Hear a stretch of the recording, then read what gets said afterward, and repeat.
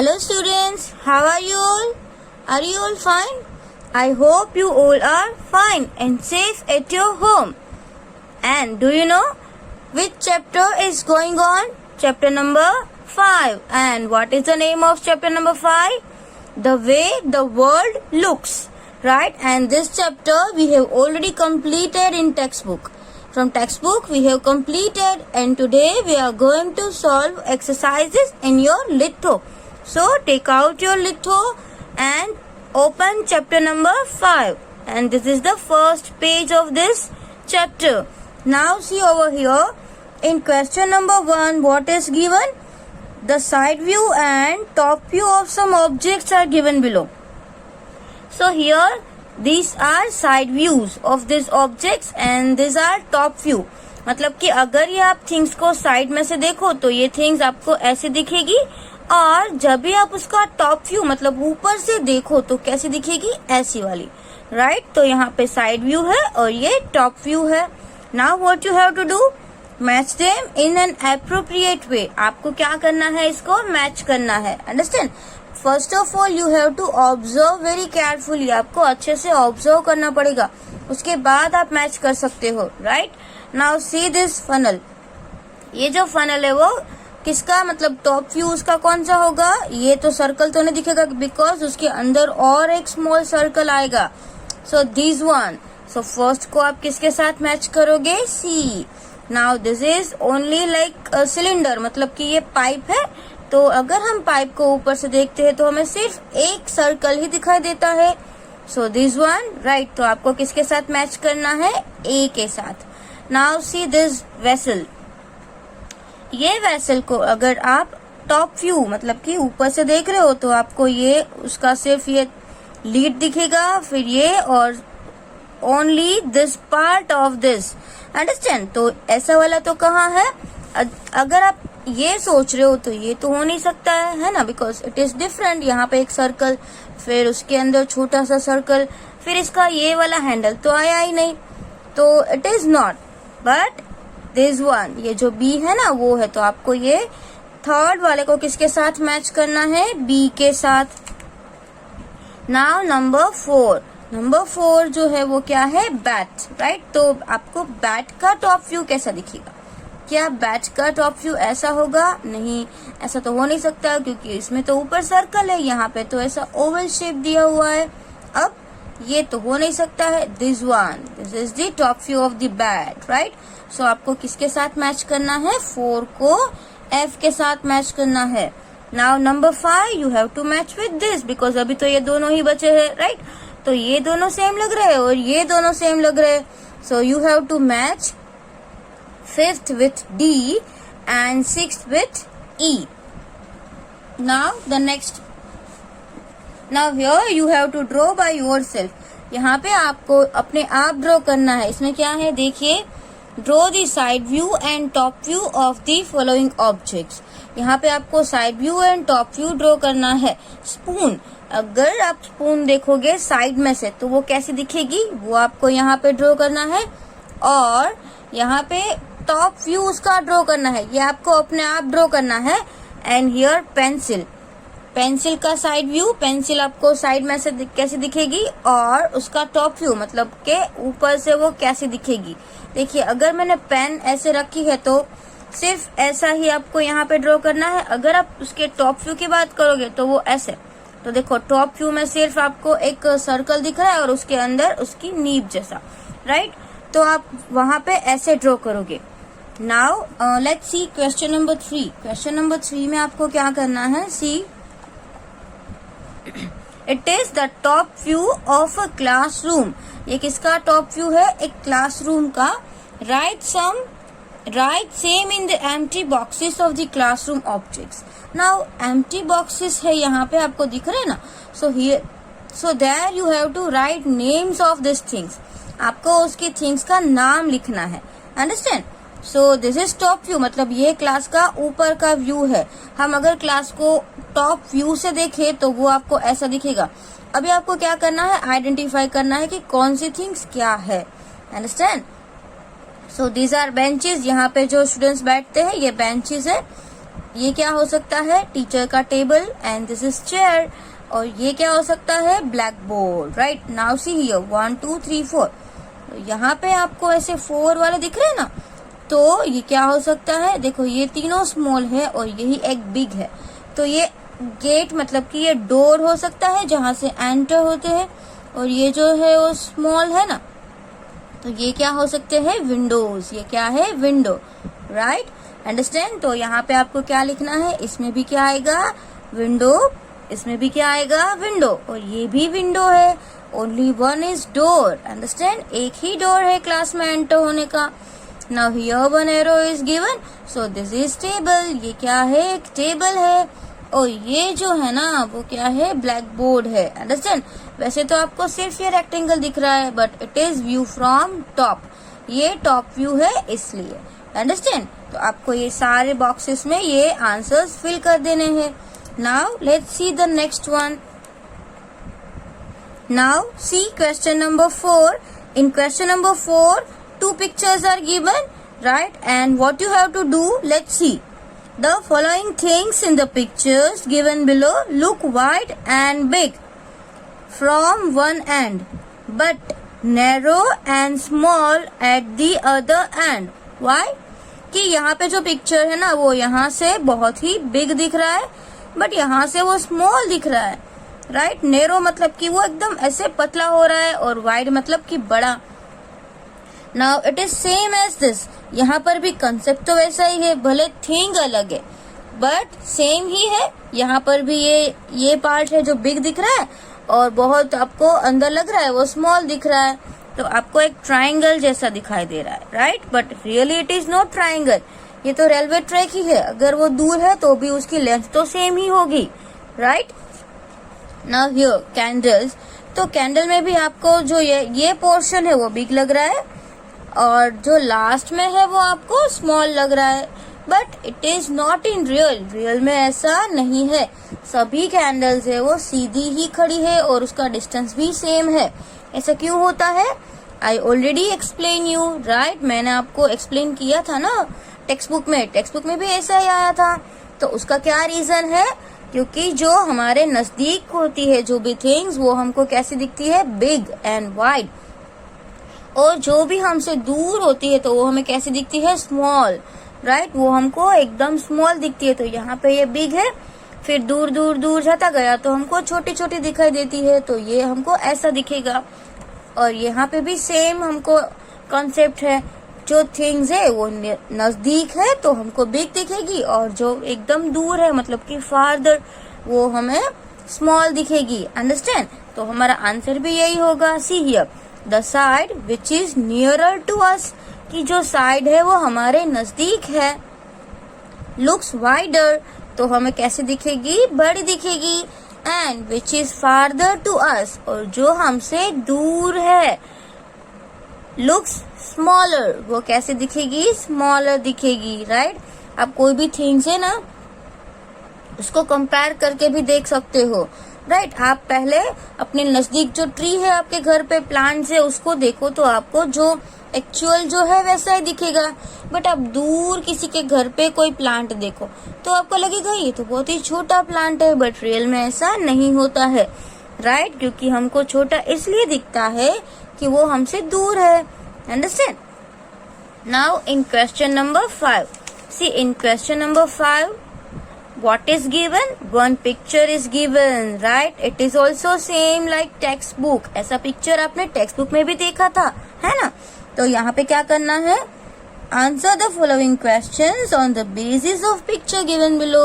Means here pictures are given and questions are given. So you have to see this picture very carefully and then give answer. So are you all ready?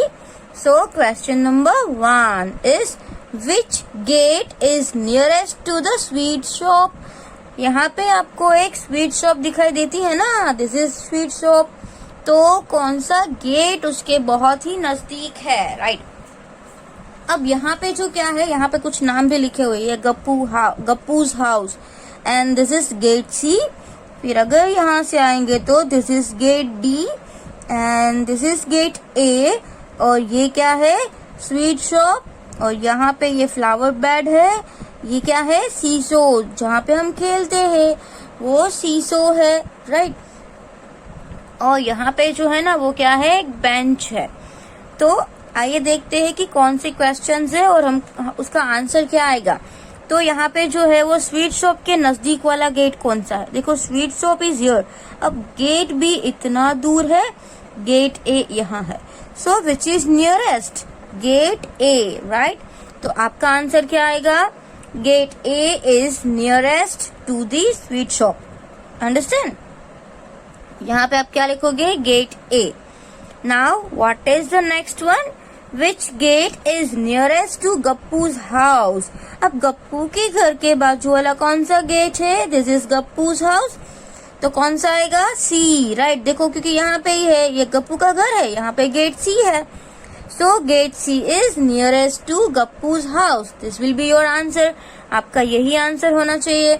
अब यहाँ पे क्या है, देखो when Suhasini entered the park the flower bed was to right her. जब भी सुहासिनी कोई gate से एंटर हुई, यहाँ पे आपको दिया नहीं गया है कि सुहासिनी कौन से गेट से एंटर हुई, सिर्फ उसका सिर्फ ऐसा बोला गया है कि फ्लावर बेड था ना वो उसकी राइट साइड था, अंडरस्टैंड। अब क्या हुआ, तो from which gate did she enter, तो कौन से गेट से एंटर हुई। तो यहाँ पे देखिए दिस इज फ्लावर बेड, अगर ये सुहासिनी यहाँ से एंटर हो रही है तो ये तो उसका लेफ्ट होगा, आई बात समझ में, ये राइट होगा ये लेफ्ट होगा, राइट। अब अगर सुहासिनी इस साइड से आ रही है तो उसकी राइट साइड ये होगा, और उसकी राइट साइड में क्या था, फ्लावर बेड। तो सुहासिनी ने कौन से गेट से एंट्री ली होगी, gate D, understand. So what is the answer, आपका आंसर क्या होगा, see over here, she entered from gate D, understand. वो कौन से गेट से एंटर हुई, गेट डी से, आई बात समझ में, क्लियर हुआ ये। अब यहाँ पे और भी कुछ क्वेश्चंस दिए हुए हैं, now let's read the question. The which side of yours will the bench be if you enter from gate B. अगर आप गेट बी से एंटर हो रहे हो तो जो बेंच है वो आपकी कौन सी साइड होगी, लेफ्ट साइड, राइट साइड और फ्रंट। तो आइए देखते हैं, अगर हमने गेट बी से एंट्री लिया, so this is gate B, अच्छा ये गेट बी है, तो हमारी कौन सी साइड जाएगी, बेंच के साइड, लेफ्ट, आई बात समझ में। तो कौन सी साइड आएगी, लेफ्ट साइड। तो कौन सा option, option number A, right, option A आपका होगा। तो आपको आंसर क्या लिखना है, option A. Now fifth one, see, read carefully and understand first. Which of this is nearest to you? If you enter from gate C, means अगर आप gate सी से एंटर हो रहे हो तो इसमें से कौन सी थिंग आपके नजदीक होगी, basketball court, flower bed, bench या सीसो।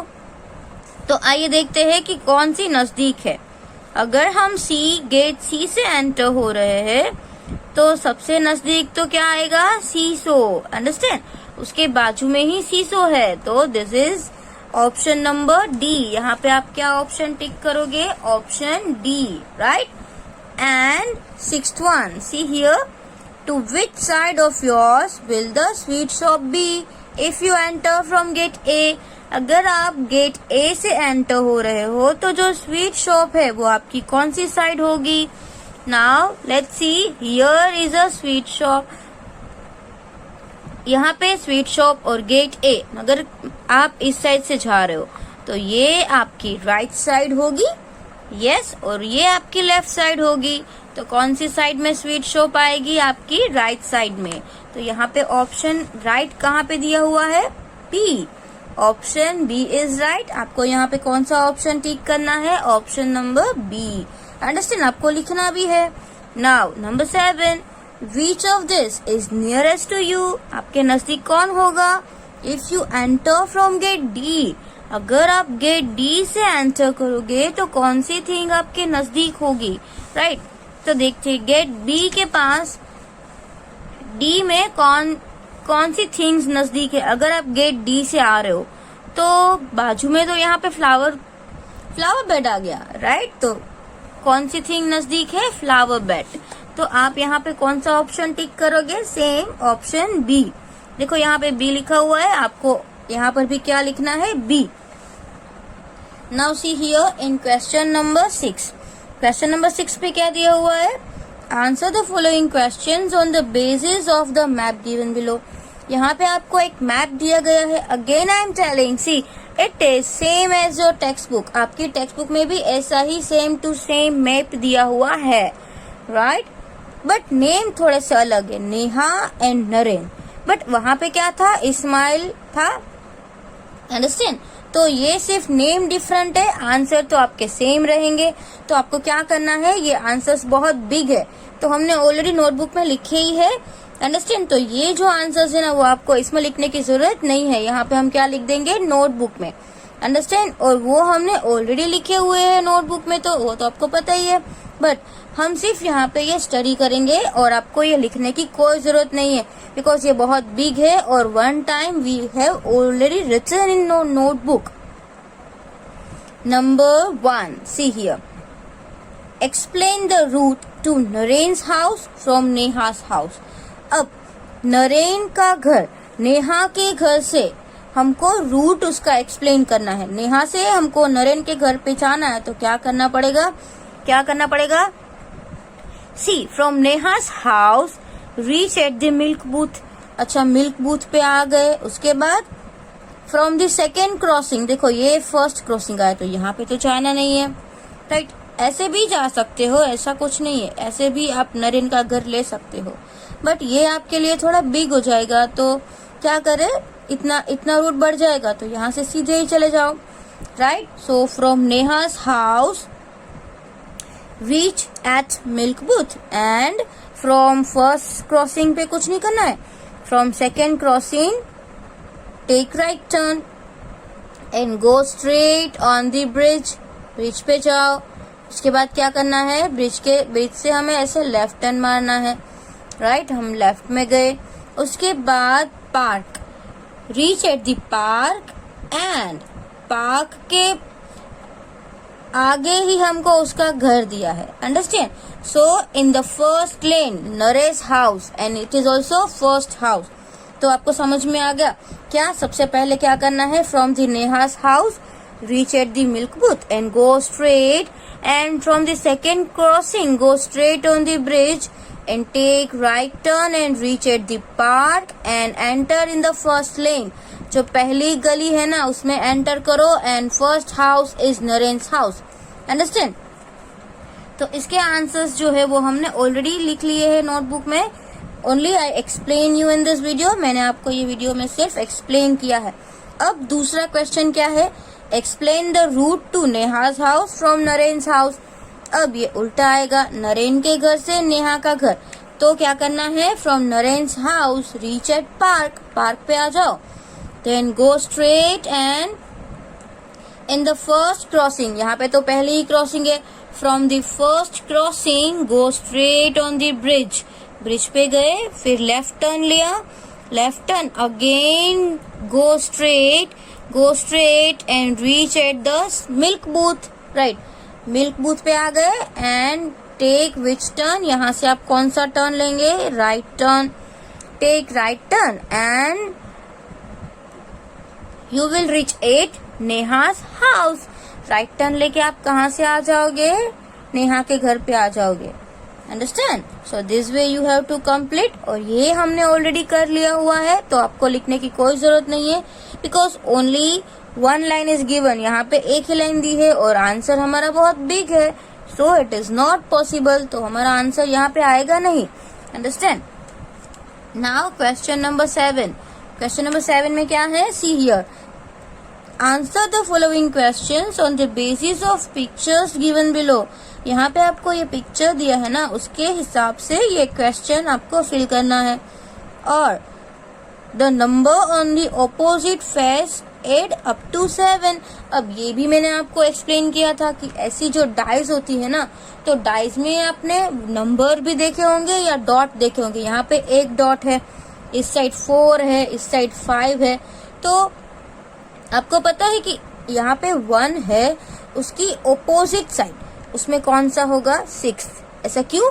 क्योंकि दोनों जो ऑपोजिट साइड होती है ना उसका एडिशन 7 होता है। आई बात समझ में? ऑपोजिट साइड का जो टोटल होता है वो 7 होता है। अब यहाँ पे 1 है तो उसके ऑपोजिट साइड में 6 होगा, राइट। देखो अब यहाँ पे कौन है, 5 है, तो इसकी ऑपोजिट साइड में कौन हो सकता है, 2, क्योंकि 5 + 2 7। अब यहाँ पे 4 है तो उसकी ऑपोजिट साइड में कौन हो सकता है, 3, बिकॉज 4 + 3 7। आई बात समझ में? It is very easy. Now number 1, what is this box like thing? ये बॉक्स लाइक थिंग क्या है? This is a dice, right. तो यहाँ पे आपको लिखना है this is a dice. And which number will be on the opposite side of 5? 5 के ऑपोजिट साइड में कौन सा नंबर होगा? 5 के ऑपोजिट साइड में कौन हो सकता है, 2।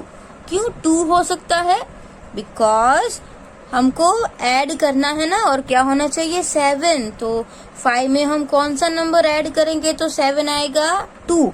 तो यहाँ पे क्या हो सकता है, number 2। Now the last page, in the last page C here, in the picture which number will be at the bottom?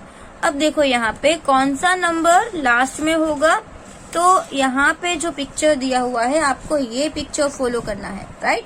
तो यहाँ पे जो है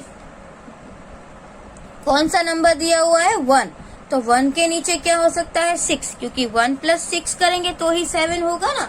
तो यहाँ पे कौन सा नंबर दिया होना चाहिए, 6। तो बॉटम में क्या नंबर आएगा, नंबर 6। आई बात समझ में? And see here, which number will Ghibli see if she again turn left from 5? अगर वो 5 से वापस लेफ्ट में जाएगी तो देखो यहाँ पे 5 है, 5 से लेफ्ट मतलब कि ये सी अगेन, यहाँ पे 5 है ना, 5 से यहाँ पे वो पहुंची, फिर वो लेफ्ट गई तो कौन सा नंबर आ जाएगा, 1। तो यहाँ पे आपका आंसर क्या होना चाहिए, नंबर 1। आई बात समझ में? So here your answer is number 1। And number 5 में क्या है, देखो, what will this box like if you will open it? Choose the correct option. अगर जो ये डाइज है उसको हम ऐसे ओपन करें तो क्या होना चाहिए, सभी साइड मतलब जो भी नंबर ऑपोजिट में आ रहे हैं उसका टोटल 7 होना चाहिए। तो देखो अगर हमने इसको ऐसे फोल्ड किया तो 2 and 5 7 आ जाएगा, ये भी ऐसे फोल्ड जाएगा तो 4 + 3 7 आ जाएगा, और 6 and 1 तो ये भी 7 हो जाएगा। तो इसका ऑप्शन क्या होगा, ए, ऑप्शन ए।